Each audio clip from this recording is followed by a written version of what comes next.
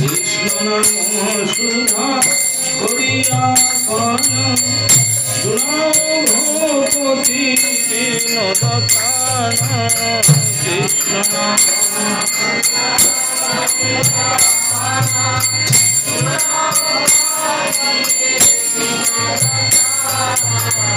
नाम बिना किछु नहीं पायो चौदह भुवन माजे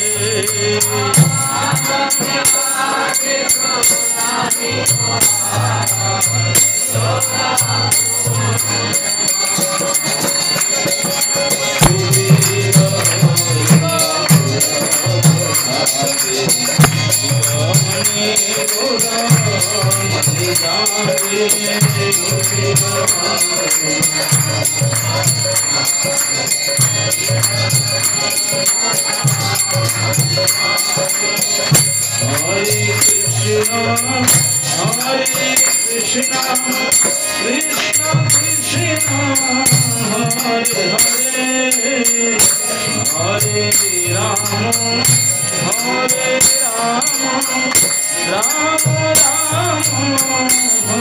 Rama Hare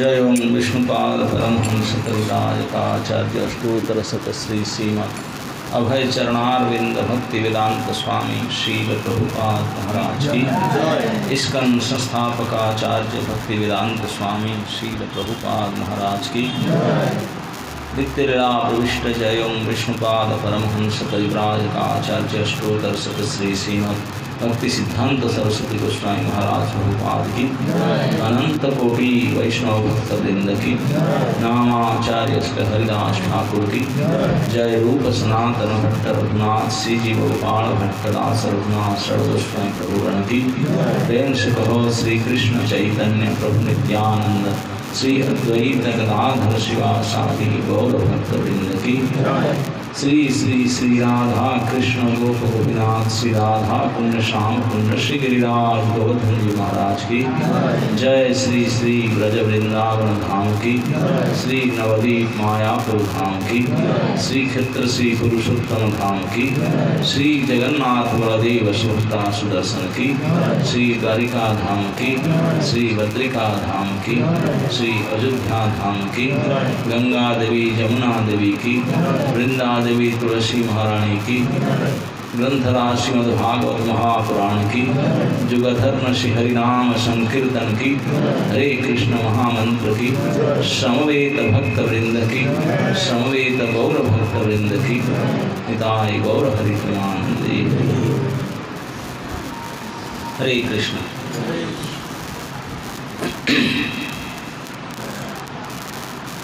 तो षडभुज प्रभु के कृपा से, उनके आयोजन से मुझे तो पता नहीं था। मैं तो आदि करता प्रभु मुझसे कंटैक्ट कर रहे थे। मैं सोचा सदा गाजियाबाद का होगा, लेकिन बाद में पता चला ये गीता कॉलोनी वाला है। यहाँ इस कॉलोनी में तो मैं कई बार आ भी चुका हूँ, आप लोग सब जानते भी हैं। लेकिन ये जगह बहुत छोटा है ना, और उसमें ये स्टेज और इतने जगह तो ले लिया, आधा जगह तो इसमें ले लिया। जो सुबह उनको बैठने में दिक्कत होता है, शाम को कैसे बैठेंगे? गर्मी के समय है। ठंडी में कम जगह में ज़्यादा लोग बैठ सकते हैं, गर्मी में ज़्यादा जगह में कम लोग बैठते हैं, है ना। तो उसको थिंक ऑफ इट। और फिर भी उनका इच्छा है, स्थान कम है लेकिन हृदय में जगह बड़ा है। जो भी हो। तो मैं जब उनको पूछा कि ठीक है, समय निश्चित हो गया, आपके जहाँ आप चाहेंगे वही कुछ बोलेंगे। क्या बोलेंगे, विषय क्या है, कुछ बोल नहीं रहे थे। तो फिर मैंने चर्चा किया आदि करता प्रभु से, तो वो भी बोले आप बोलिए जो बोलेंगे। तो मैंने कुछ उनको बताया, भागवत के एकादश स्कंद के लिए दत्तात्रेय 24 को रूपाख्यान करें, क्या नरसिंह चतुर्दशी प्रहलाद चरित करें, ध्रुव चरित करें, भरत चरित करें, या कोई और चाहते हैं कि कृष्ण लीला के ऊपर कुछ करें। जो आप बोले कुछ एक चरित करेंगे, क्योंकि लास्ट टाइम बलि चरित हुआ था इधर, वो भी पूरा नहीं हो पाया था जितने हो पाया था। तो उन्होंने पहले तो बोले थे कि ठीक है लेकिन कट कर सकते हैं, उसके बाद बोले नहीं ये थोड़ा हाई फिलोसफिकल हो जाएगा, यहाँ तो व्यवसायी व्यक्ति ज़्यादा है और कुछ लीला पर कथा होना चाहिए। तो लीला बताओ फिर, भगवान की लीला में वृंदावन, मथुरा, द्वारका, बोले कृष्ण लीला के ऊपर जो कुछ आप बोलेंगे चलेगा। तो मैं अभी कुछ दिन पहले बहादुरगढ़ हरियाणा में था, बहादुरगढ़ में गया था। वहाँ उनका कृष्ण बलराम शोभा यात्रा किया गया था। तो वहाँ पर मुझे बोला गया था कृष्ण बलराम के ऊपर कुछ लीला बोलने के लिए, रथ यात्रा के ऊपर विशेष करके। तो मैंने कृष्ण बलराम को वृंदावन से मथुरा ले आया था। मथुरा ला करके मथुरा में नगर दर्शन किए कृष्ण बलराम ने। नगर दर्शन कर भ्रमण करके first day in Mathura city they have spent, evening तक हो चुका है। उसके बाद मैं नहीं बोल पाया था, समय नहीं था। तो मुझसे तो बोले उससे कंटिन्यू करें आगे तक ना, हाँ वही ठीक। तो मतलब अभी कृष्ण के मथुरा लीला ही होगा, क्योंकि वृंदावन से आ गए हैं और द्वारका जा नहीं पाएंगे। उसके बीच में क्या क्या हुआ उसको वर्णन किया जाएगा। तो उसको अगर आप सुनने का इच्छुक है, शायद आप लोग को, अधिकांश लोगों को पता भी नहीं होगा डिटेल, कृष्ण मथुरा में कब से कब तक कितना साल रहे, क्यों रहे, क्या कर रहे थे, इसके बारे में प्राय लोगों को पता। क्योंकि भक्त लोग ज़्यादा वृंदावन लीला सुनते हैं, ज़्यादा फिर होगा तो, क्योंकि भगवान बहुत समय 100 साल द्वारका में रहे, तो उनके ये सब लीला सुनते। मथुरा का प्राय पता नहीं चलता, यदि भी जितना पता है कंस कुमार दी, बस फिर क्या हुआ पता नहीं। तो इस बारे पर चर्चा होगा। एक दिन तो कंसबद्ध हो जाएगा, 1-2 दिन में। तो बाकी जो समय होगा, भगवान ने फिर मथुरा में और क्या क्या किए थे द्वारका जाने से पहले, उसके ऊपर चर्चा करने की प्रयास करेंगे। तो जो इस लीला को आप सुनना चाहते हैं कृष्ण बलराम की, मथुरा ऐसे वृंदावन ही है, ब्रजमंडल के अंदर मथुरा ही आता है, तो उनकी ब्रज लीला ही है, लेकिन पर्टिकुलर मथुरा लीला के ऊपर चर्चा किया जाएगा। जो उसको सुनना चाहते हैं तो आप मैं इसलिए कहा कि ये शाम के समय रखें, क्योंकि अधिकांश लोग हैं जो ऑफिस जॉब आदि करते हैं, सुबह नहीं आ सकते हैं, तो हम बोले शाम को ये क्रम रखेंगे कंटिन्यूअस कृष्ण के मथुरा लीला के। तो प्रतिदिन शाम को ही रहेगा, तो आप शाम को आइए और जो नहीं आए उनको बुला कर लाइए। और सुबह सत्र में वो टॉपिक नहीं रहेंगे, क्योंकि हम जो अगर सुबह कहेंगे जो नहीं आ रहे उनको नहीं सुन पाएंगे, तो कंटिन्यूटी रखने के लिए केवल शाम को ही ये कृष्ण लीला का जो मथुरा लीला का कथा रहेगा। सुबह समय में कुछ अलग अलग टॉपिक हो सकता है, अगर आप चाहें, जैसे हरिजन प्रभु का आदेश था, बहुसंख्या में अगर आप यहीं आना चाहते हैं तो यहीं में कर सकते हैं, लेकिन मैं देख रहा हूँ कि इधर स्थान का जो आपको शाम तक कुछ और व्यवस्था करना पड़ेगा, कुछ एडजस्टमेंट, तो अगर रहेंगे तो नहीं। मैं सोचा था कि कुछ महीना पहले मैंने और मुझे हरिजन को बोले कि 11 कंटो शुरू, अब सोचे थे उसको कीजिए।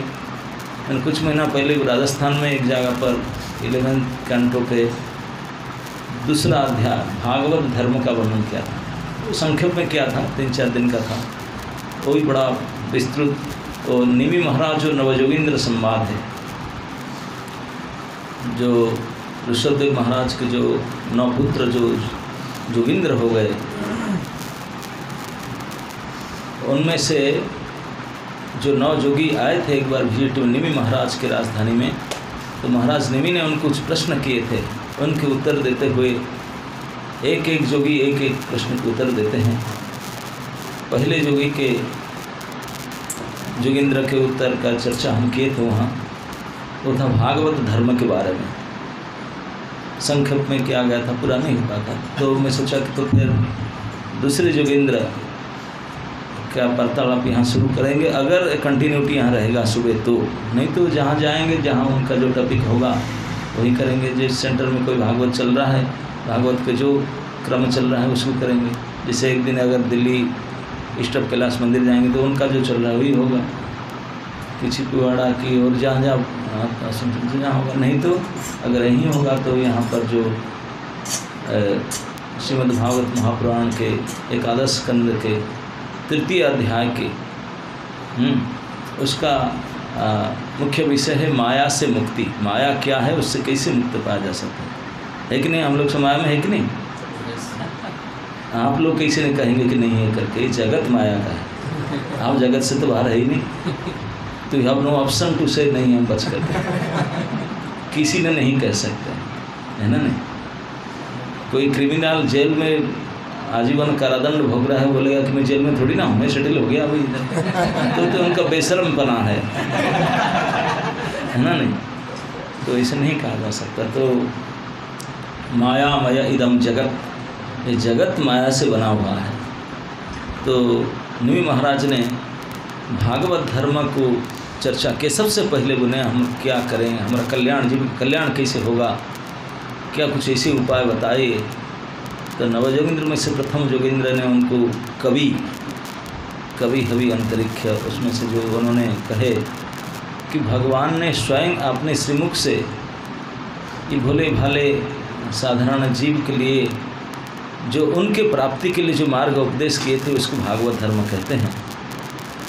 तो इस भागवत धर्म ही भक्ति है और कुछ नहीं है, भगवान की भजन ही भागवत धर्म है। और उस भक्ति की महिमा और उसके बारे में चर्चा तो दूसरे अध्याय में प्रथम जोगिंद्र ने बता दिए थे, जोगिंद्र कवि ने। तो उसके बाद में निमि महाराज ने पूछे कि अभी तो भागवत धर्म के बारे में सुने, लेकिन इसमें से आप कहे कि भागवत धर्म को इसलिए हम पालन करना पड़ेगा कि जगत माया जगत है, यहाँ सब माया से बद्ध है। तो हम थोड़ा उसके बारे में जानना चाहते हैं, माया है क्या, हम ऐसे कैसे बद्ध हैं, उससे निकल सकते हैं कैसे, उसके बारे में। तो तीसरे अध्याय में प्रथम श्लोक में अच्छा, उसका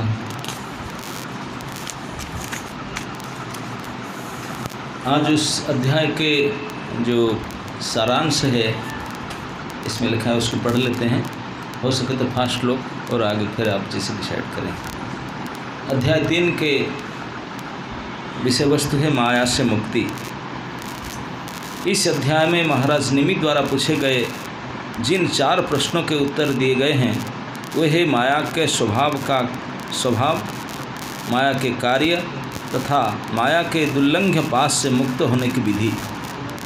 निमि महाराज ने क्या क्या प्रश्न पूछे थे कि माया क्या है, माया का स्वभाव क्या है, उसके कार्य क्या है और माया से निकलने के लिए विधि क्या है।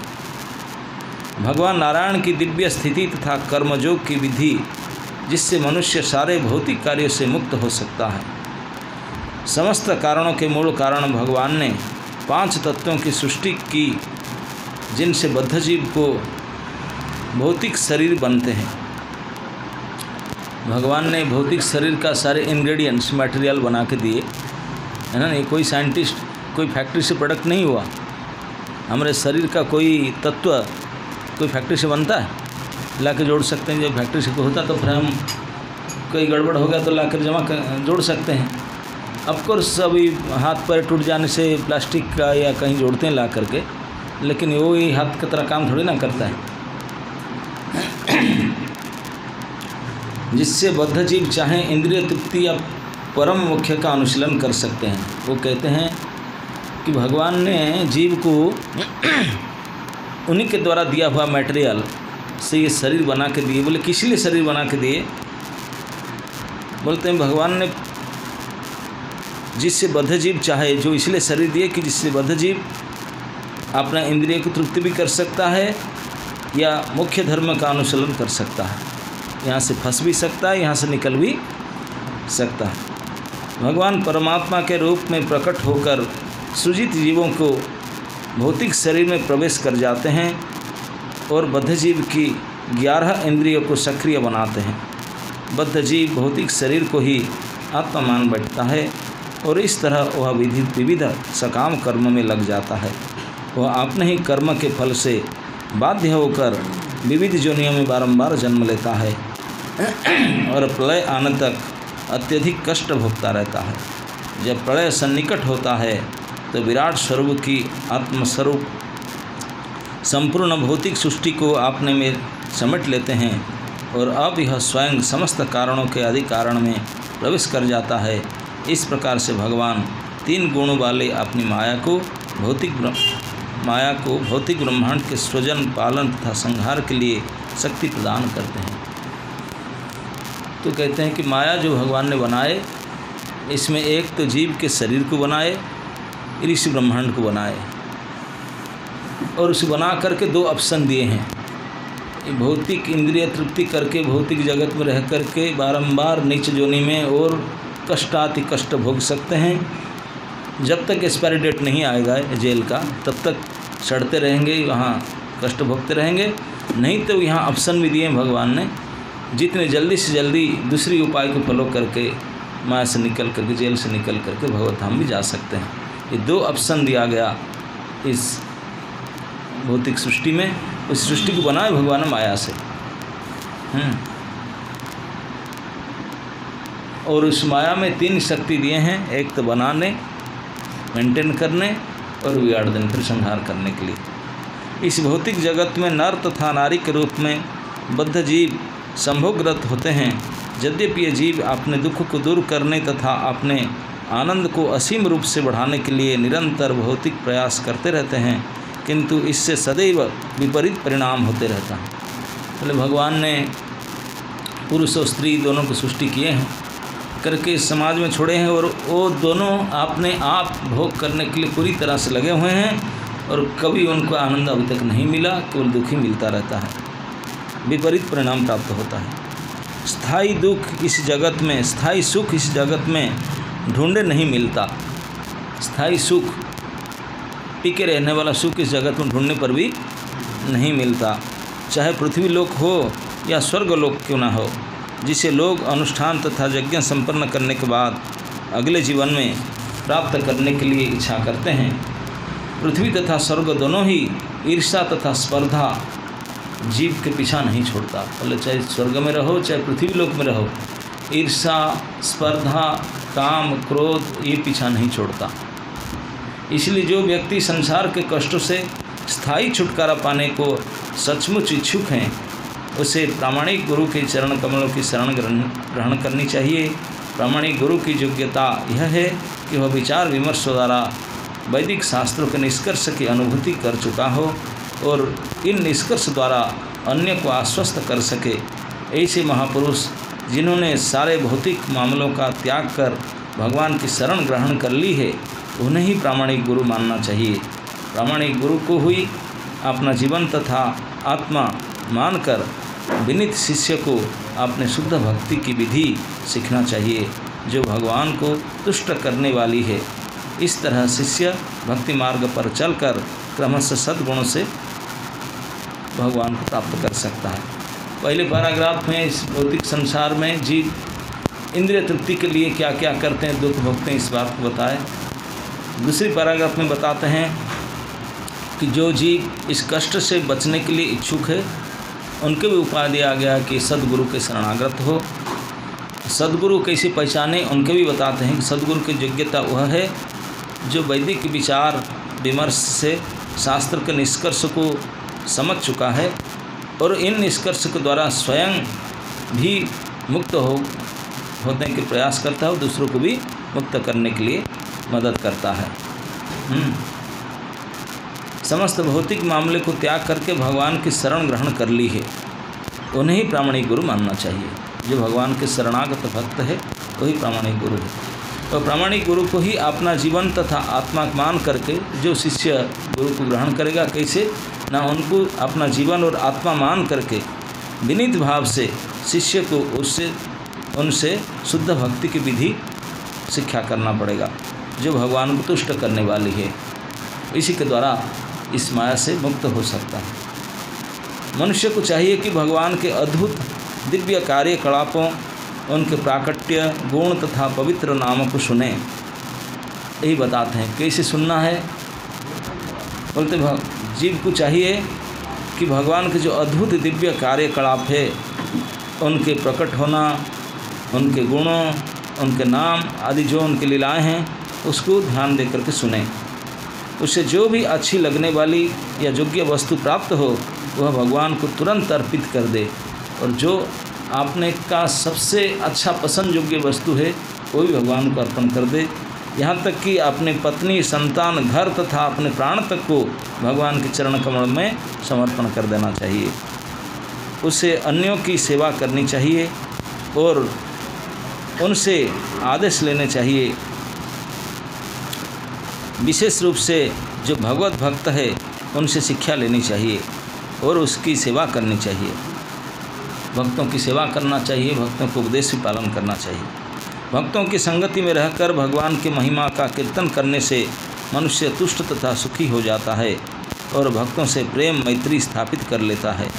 इस तरह वह समस्त दुखों की कारण स्वरूप इंद्रिय तृप्ति को त्यागने में समर्थ हो जाता है। जब भक्त को भगवान के शुद्ध प्रेम की अवस्था प्राप्त हो जाती है, तो उसे रोमांच हो आता है और वह अनेक भगवत लक्षण प्रकट करने वाला है। वह भगवान से प्रत्यक्ष मिलता है और दिव्य आनंद से परिपूरित हो उठता है।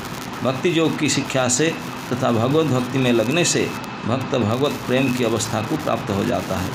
भगवान नारायण के प्रति पूर्णतया अनुरक्त होने पर वह दुर्लंघ्य माया को भी पार कर लेता है। तो माया को पार करने का एक उपाय है कि प्रामाणिक गुरु के शरण ग्रहण करना और भजन करना, उसके साथ साथ भगवान की अति आकर्षक दिव्य लीलाओं को ध्यान से सुनना और उसको चिंतन करना। इसी के लिए हम शाम के सेशन रखे हैं कि भगवान की ऐसे ही अति आनंददायिनी आकर्षण लीलाएं, जिनको सुनने से लगता है कि अरे इतनी अच्छा है, आपको मन को और हृदय को दोनों को आनंद मिल सकता है और उसको आप छोड़ भी नहीं सकते हैं। ऐसे आकर्षणकारी लीलाओं को सुनना ये भक्ति का मुख्य अंग है। बल्कि मुख्य अंग है भक्ति को। नवदा भक्ति का प्रथम अंग है श्रवण, और वही श्रवण करना है। भगवान के इस अद्भुत लीला को सुनने के बाद फिर उनके नाम और उनके धाम के बारे में फिर श्रवण करने के प्राप्त होता है। तो इसी क्रिया के द्वारा, श्रवणादि क्रिया के द्वारा भजन करके स्थिति से हम मुक्त हो सकते हैं। भगवान ब्रह्मांड की सृष्टि, पालन तथा संहार के कारण स्वरूप फिर भी उनकी कोई पूर्व कारण नहीं। उनकी सृष्टि पालन और संहार के कारण भगवान है, लेकिन भगवान का कोई कारण नहीं है। नश्वर तथा निरंतर परिवर्तनशील भौतिक जगत में स्थित रहकर वे नित्य तथा अपरिवर्तित रहते हैं। वे मन तथा इंद्रियों से किसी सहायता के बिना समझे नहीं जा सकते।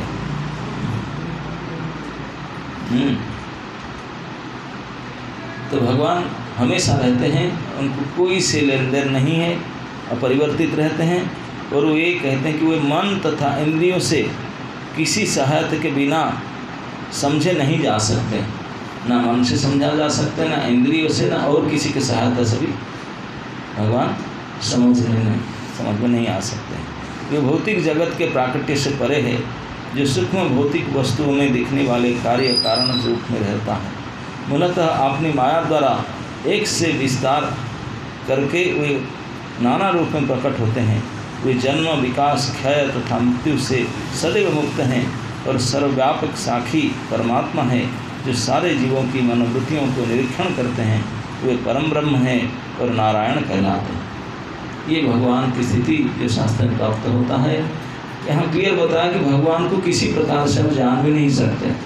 अब मन में कितना सोच लीजिए, कितना शास्त्र पढ़ लीजिए, कितना सुन लीजिए, किससे और कुछ कर लीजिए, जो भी तप जप साधन करके भगवान को जान नहीं सकते। हमारा क्षमता, हमारा सामर्थ्य कभी नहीं जान सकते। बोले फिर बोलते भगवान को जानना। हाँ, भगवान को जानने के लिए प्रयास करते रहो। एक ही उपाय है भगवान को जानने के लिए, बुरा नहीं। जितना हमारे जानने का आवश्यकता है, जितना हम जान सके क्षमता है, वो भगवान की कृपा से, अगर वो चाहे आपने को जाना नहीं तब जान सकते, नहीं तो कोई उपाय नहीं। सूर्य को देखने के लिए कोई लाइट जलाकर सूर्य को देख सकते हैं?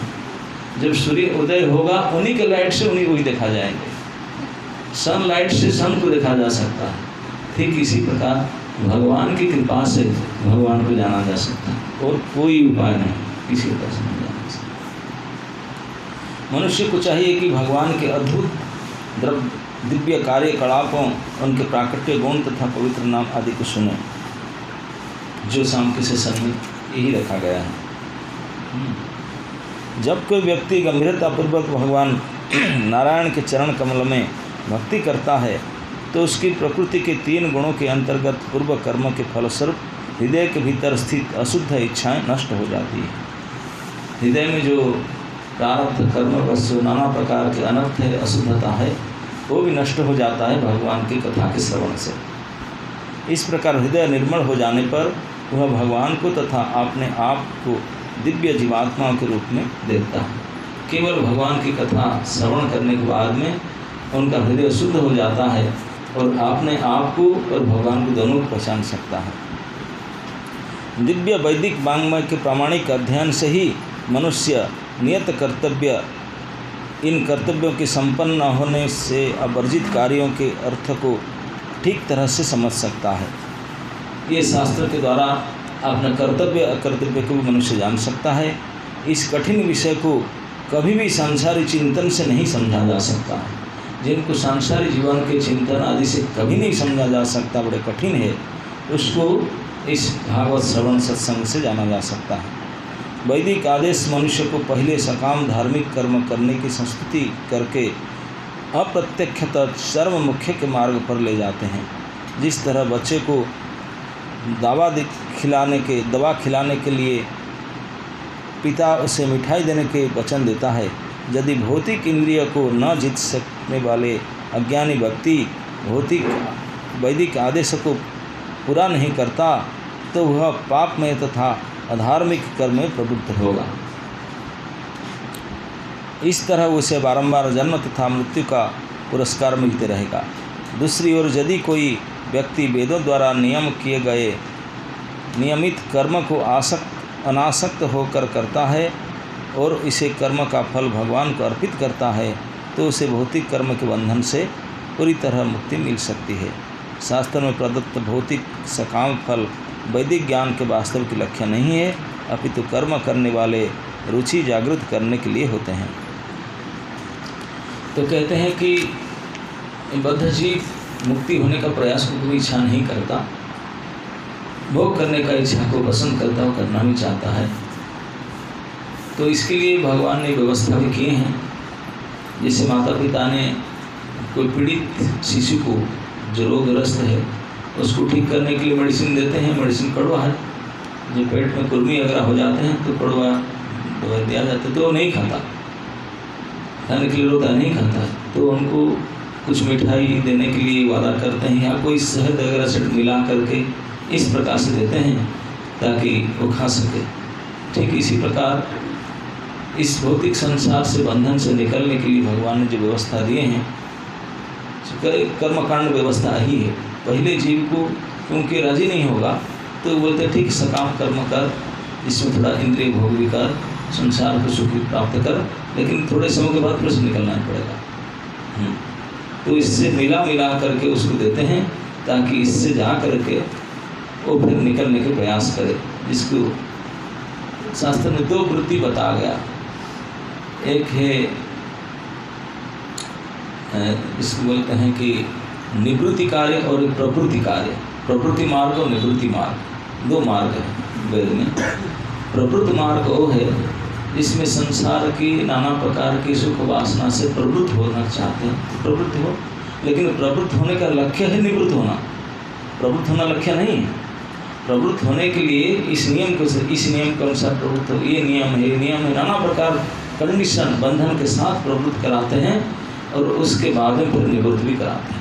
एक कुछ होता है प्रवृत्ति मार्ग और दूसरा एक होता है निवृत्ति मार्ग। उसमें प्रवृत्ति काट दी, सीधा निवृत्ति सिखाते हैं और बिल्कुल उसमें हटा कर ले जाते हैं। तो ये दो मार्ग शास्त्र में बता गया और उसमें निवृत्तिस्तु महाफला, निवृत्ति मार्ग सबसे श्रेष्ठ है, क्योंकि प्रवृत्ति मार्ग का लक्ष्य भी निवृत्ति प्राप्त करना है और निवृत्ति मार्ग तो मात्र निवृत्ति ही है, मतलब यहाँ से निकलना है ही है।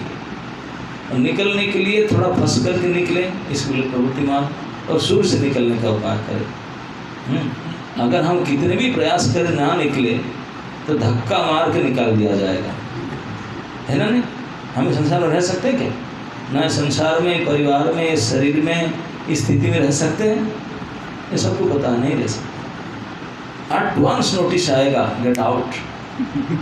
आपको थोड़ा चेक साइन करने के लिए टाइम नहीं दिया जाएगा, कुछ भी टाइम नहीं दिया जाएगा। Get out means get out, एक साथ धक्का मार के निकाल दिया जाएगा। तो जो कोई जेंटलमैन है, कोई भद्र व्यक्ति हो, उनको पता है कि भाई ये घर में अब 9:30 बजे तक रहने नहीं देंगे, पीट करके धक्का मार के बेइज्जत करके निकाल देंगे। तो जो जेंटलमैन है वो क्या करेगा? 15 मिनट आधा घंटा पहले से निकल के बाहर चले धक्का के बेइज्जत के, जाना ही है तो जाओ, वो बेटर है। वो उससे भी जो बेटर है, पर जाना ही तो फिर जाऊँ क्यों? पहले से निकलते रहूँ, जाऊँ क्यों? ये है निवृत्ति मार्ग। लेकिन इसको सभी नहीं स्वीकार करें, तो प्रवृत्ति मार्ग जाओ, लेकिन धक्का बेइज्जत होने से पहले निकल आओ। फिर इसको भी बताते हैं कैसे निकलना, तो ही है। तो निकलना अवश्य है, निश्चित है।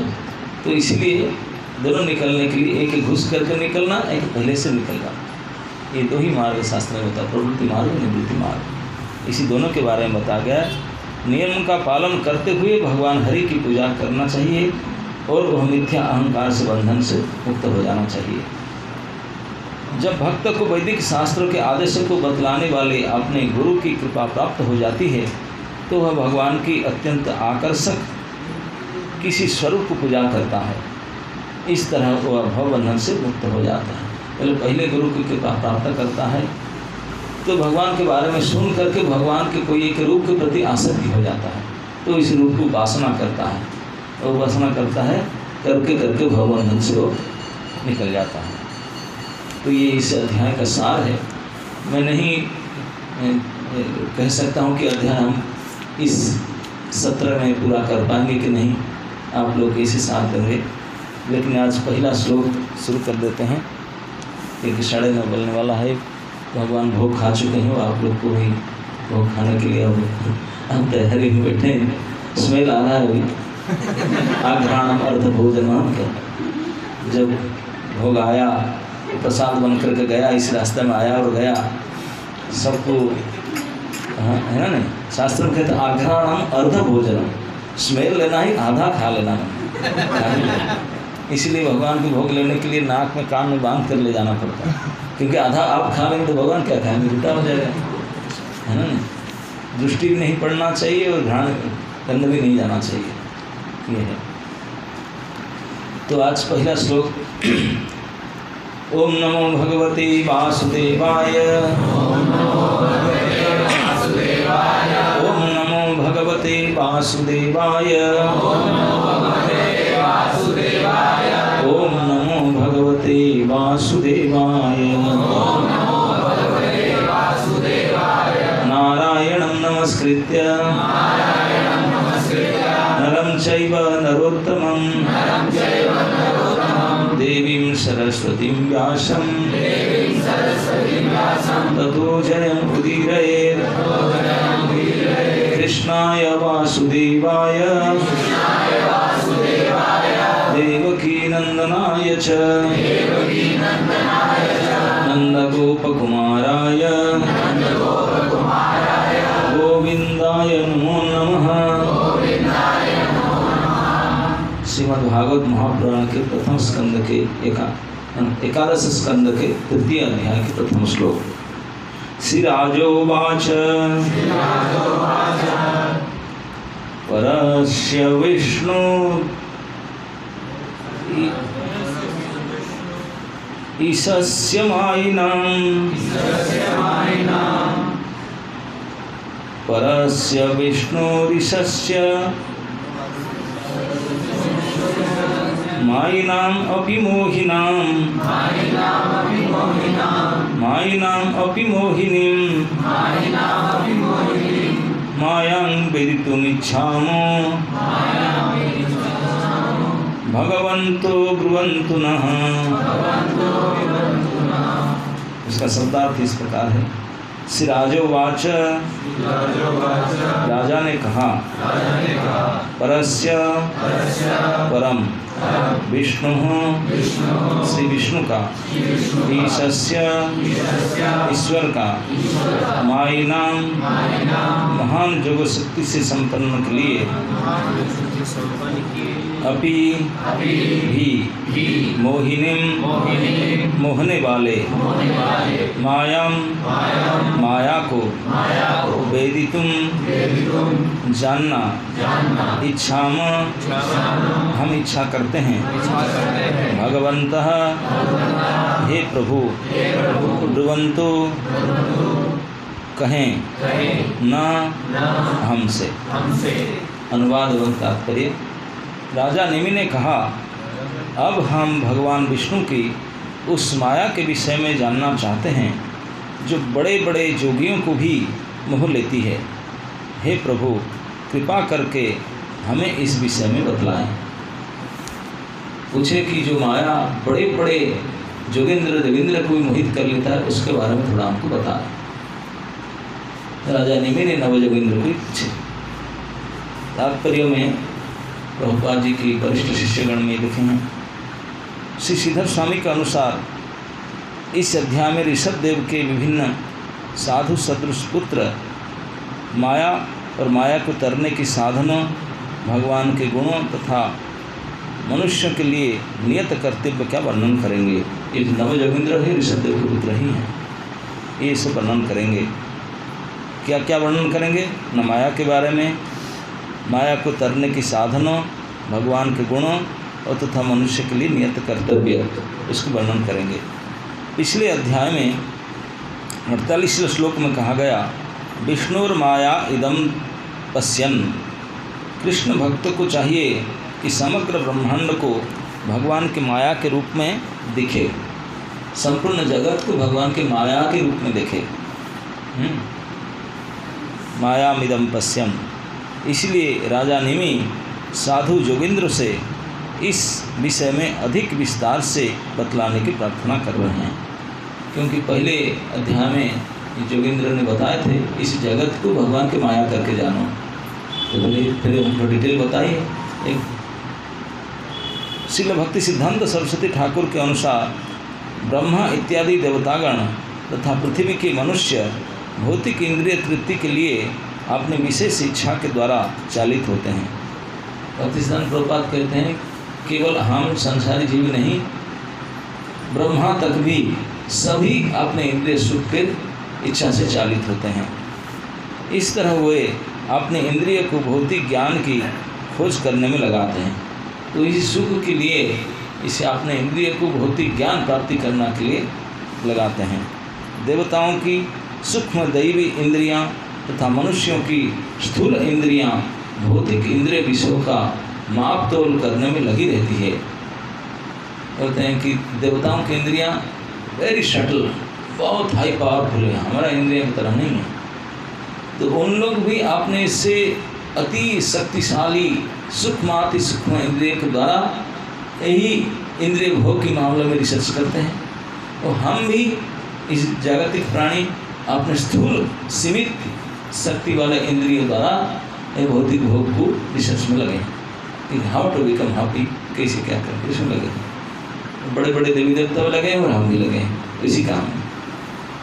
राजा निमि नव जोगिंद्र में से और श्री अंतरिक्ष से, उस अंतरिक्ष जो नौ में से एक जोगिंद्र है जिनका नाम अंतरिक्ष से, उस माया के वास्तविक स्वभाव के विषय में पूरी तरह जानना चाहते हैं। उनसे पूछे कि माया के बारे में डिटेल मुझे बताइए। जो बद्धजीव को कृष्ण भवनामृत से विमुख कराकर मोहने वाली भौतिक वस्तुओं के सामने घुटने टेकने के लिए बाध्य करती है। बोलते हैं कि माया के बारे में बताइए। कौन सा माया?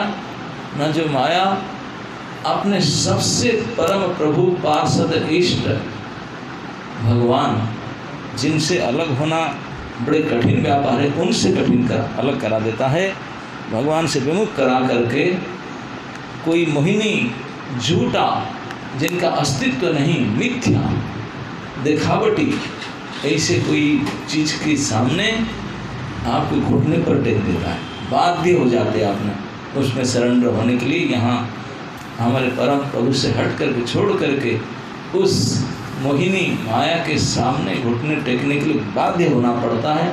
ऐसा कौन शक्ति है जो हमसे झूठ से सत्य से हटा करके झूठा में लगाता है, उसके बारे में बताया। वो कहे कि वही माया है जो बड़े बड़े देवेंद्र जोगिंद्र मुनिंद्र को भी अपने अपने ठिकाना से हटा देता है, अपने अपने भजन से, अपने अपने संकल्प से हटा करके अब मिथ्या एक मोहिनी शक्ति के रूप में उनको बिल्कुल घुटने पर टिका देता है। वो हार जाते हैं, पतित हो जाते हैं। वही भगवान की महाशक्तिशालिनी माया।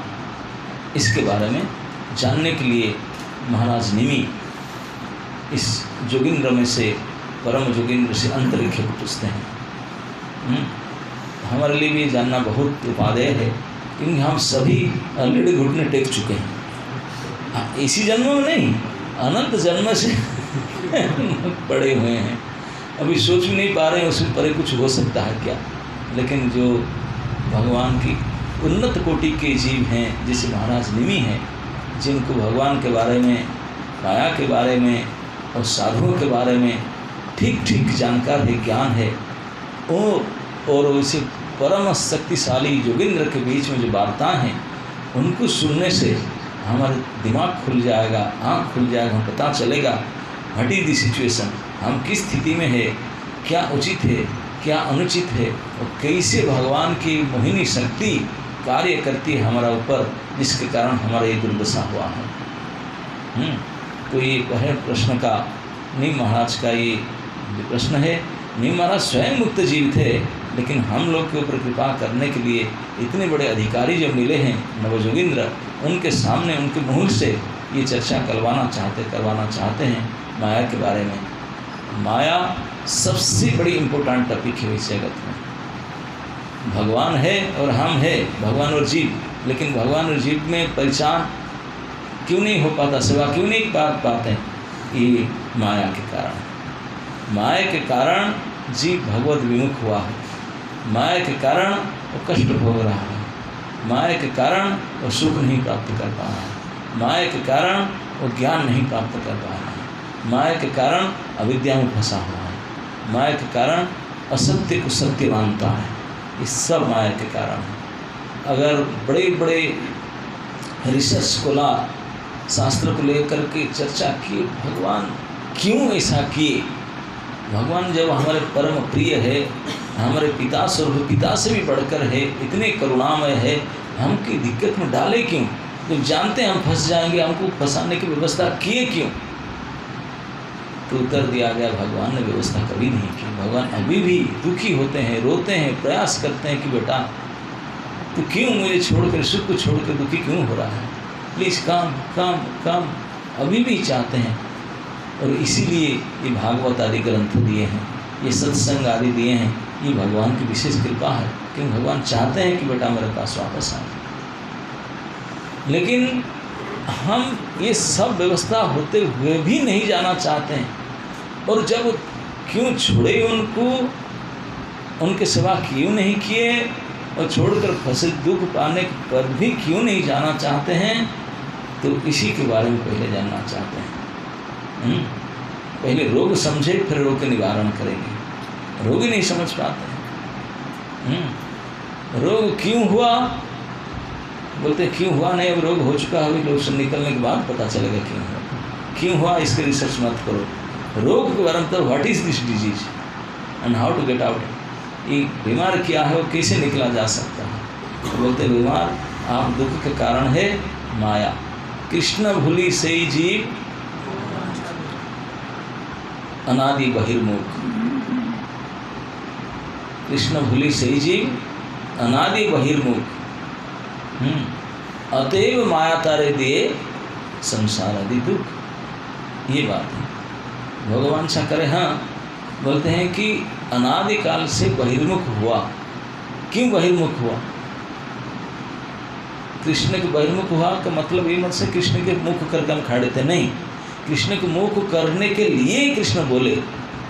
हमारा जो उत्पत्ति हुआ ओनली टू सर्व कृष्ण, हमारा उत्पत्ति हुआ कृष्ण की ओर मोड़ करके, कृष्ण सुख में सुखी होने के लिए, कृष्ण सेवा करके सुखी होने के लिए। लेकिन वहीं से हम गड़बड़ी किए, कृष्ण की ओर मुँह न देख करके माया की ओर देखे, वहीं से विमुख हो गया। इसलिए उसको अनादि बहिर्मुख कहा गया। क्योंकि कईयों का मन में होता है कृष्ण के साथ रह कर यहाँ से क्यों छोड़ दिए, कृष्ण तो थप्पड़ मार के पास में रख लेते, नहीं कृष्ण के पास हम गए ही नहीं थे। जाते तो इस महाआकर्षण से फंसने आना संभव नहीं है। जब तत्वाना निवर्तनते, वहाँ जाने से आने का संभव ही नहीं है। लेकिन भगवान से ही आए हैं, भगवान से आए थे भगवान के पास जाकर सेवा करने के लिए, लेकिन भगवान से आते ही हमारा नज़र यहाँ पड़ गया, नीचे की ओर हो गया। दो साइड है ना, इधर और इधर।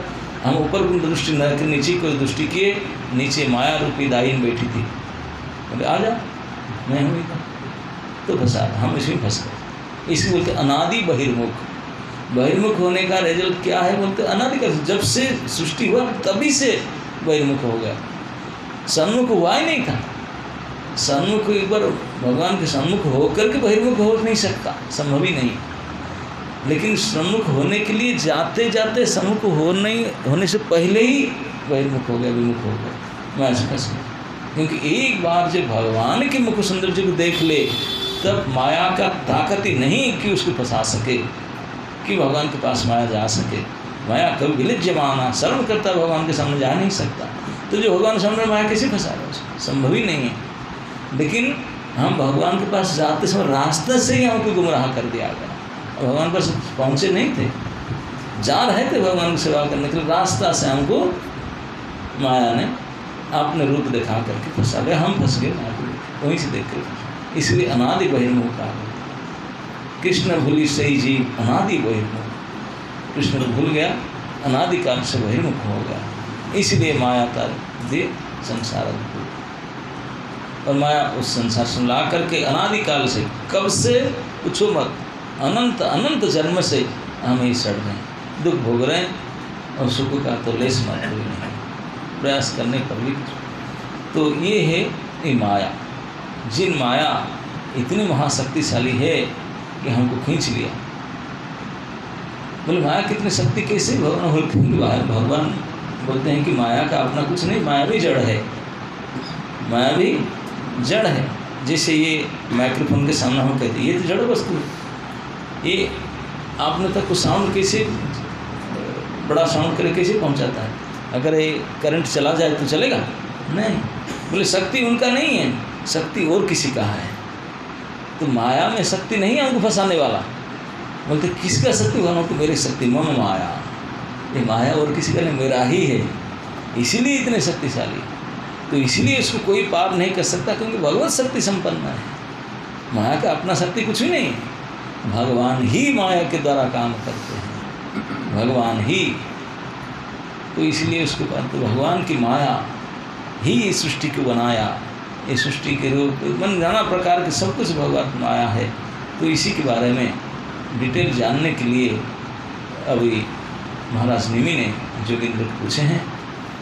आगे उनका वर्णन किस प्रकार वो करेंगे इस माया के बारे में, अगर आप लोग सब साथ देंगे तो सुना जा सकता है कि व्हाट इज माया। है ना?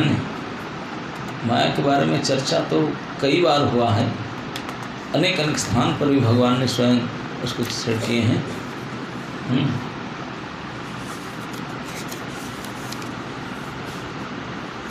यद्यपि मैं आप द्वारा कही जा रही भगवान की महिमा का अमृत आस्वादन कर रहा हूँ, फिर भी मेरी प्यास शांत नहीं हुई। भगवान तथा उनके भक्तों की ऐसी अमृतमयी कथाएं संसार के तीन तापों से सताए जा रहे मुझ जैसे बद्धजीव के लिए औषधि का काम करने वाला है। नीम महाराज कहते हैं मैं आपकी कथा तो सुन रहा हूँ, मुझे बहुत फायदा हो रहा है, तो इसलिए मुझे माया के बारे में बताया। भगवान कथा कह रहा था लेकिन माया की कथा थोड़ा कही। राजा नेमी ने जोगियों से कहा, आप लोग भगवत प्रेम से लीन रहने वाले महान साधु पुरुष हैं। आप यद्यपि माया के बारे में कह रहे हैं किंतु इसका अर्थ कृष्ण भावनामृत होगा। आप यह न सोचें कि आपने मुझे पहले ही सारी बातें बतला दी। आपके उपदेश के मादक अमृत ने मुझे भगवान के विषय में अत्यधिक सुनने के लिए उत्सुक बना दिया है। राजा नेमी ही स्वयं भगवत भक्त थे, अन्यथा न जोगिंद्र जैसे महापुरुषों से उन्हें आपने को भौतिक उपाधियों से प्रच्छन्न एक सामान्य बद्धजीव समझा। इस तरह उन्होंने माया के वास्तविक स्वभाव को जानने के लिए उत्सुकता प्रकट की। उससे ये माया द्वारा जिससे ये माया द्वारा भव संसार में गिराने की भावी प्रयासों से बच सके। तो माया के बारे में जानने के लिए ये उत्सुकता रखते हैं, पूछते हैं कि जिसके द्वारा हम लोग भगवान से हट करके इस संसार में फंसे हुए हैं, इस मोहिनी माया के बारे में मुझे बताइए। 2 श्लोक में बोलते हैं कि मैं सुनना बहुत चाहता हूँ, आप और बताइए। यद्यपि आप पहले भगवत धर्म वर्णन कर चुके हैं, लेकिन इसमें आप कहें कि भगवत धर्म वर्णन में भगवत धर्म हमारा उचित कर्तव्य है, एकमात्र कर्तव्य है, लेकिन ये संसार माया से बना हुआ है और इस वही मोहित करता है ना। इसके बारे में थोड़ा बताइए, हम क्यों नहीं कर पाते हैं। तो अगले सत्र में अगर आप साथ देंगे तो इसको चर्चा करेंगे। हरे कृष्ण।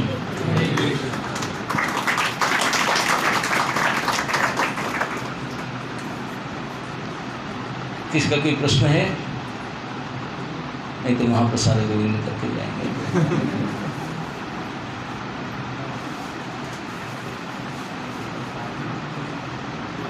ओके, बोलो।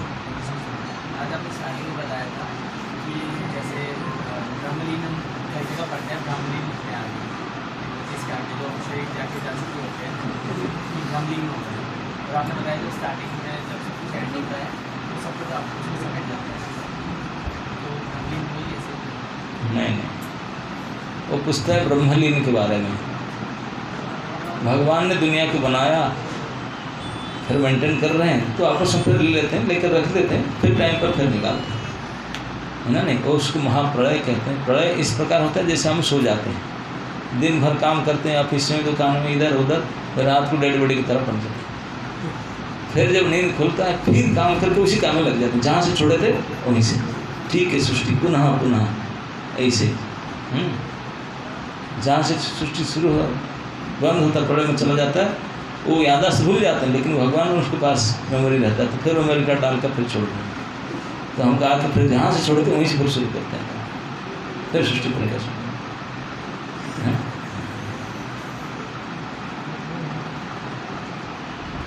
ओके,